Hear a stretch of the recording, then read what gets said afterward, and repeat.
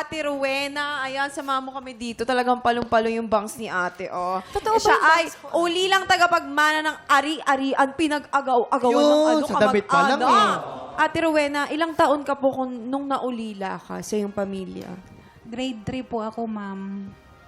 Tapos kailan po nila kayo nahanap ulit? Patay na po sila. Okay, so yung pong sinasabi na tagapagmana na pinag-agaw-agawan ng mga kamag-anak, ano po ba yung dapat na mamanahin ninyo? Ano po, yung lupa po na may koperahan po ng nyog sa Kopra. probinsya. Aba, Matanong lang, sino ang pinag-agawan? Yung banlupa o ikaw? Siya. Siya. Pinag-agaw-agawan Ikaw ang ng pinag-agaw-agawan. kamag-anak. Siya yung tagapagmana eh.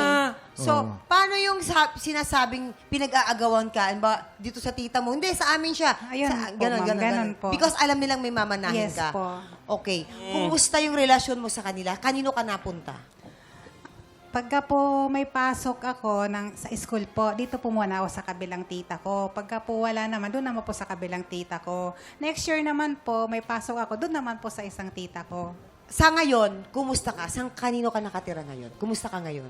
Ano, may pamilya na rin po ako, ma'am. Okay. Apo.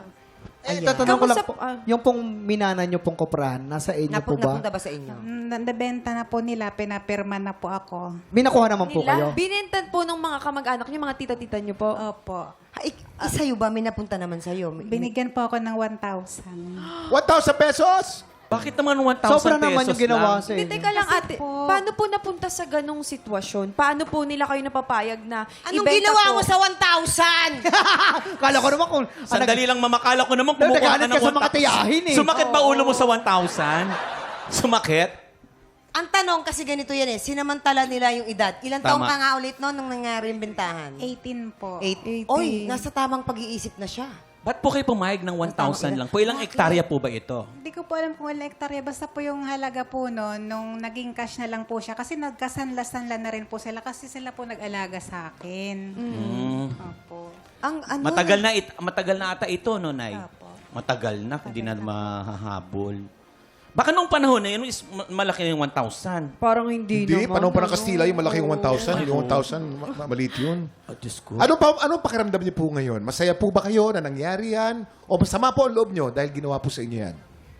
Yun ang importante. Okay lang po kasi hinalagaan naman po nila ako. Ay, Bilang yun naman pasasalamat, pala, oo. parang binigay mo na sa kanila yung mana. Oo. Ayos din yun. Depende po yan. Tama naman. Kamusta naman po yun ngayon? Yung pamilya niyo po? Masaya po Kumusta ba kayo? pamilya ninyo? Nakapag-aral na po yung mga anak ko. May mga sarili na rin po silang trabaho.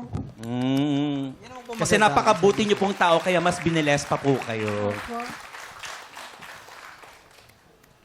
Pero okay ka ba, Ate Rowena?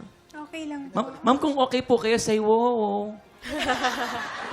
Oh, sige po. We. Wow. Sabi niya nga po, wow. Wow. Wow. Oh, yun. Masaya. Ayan, at para mas maging lalo kang okay, Ate Rowena, huwag ka mag-alala. Meron ka ng additional cash prize from TikTok lang. Congratulations to you!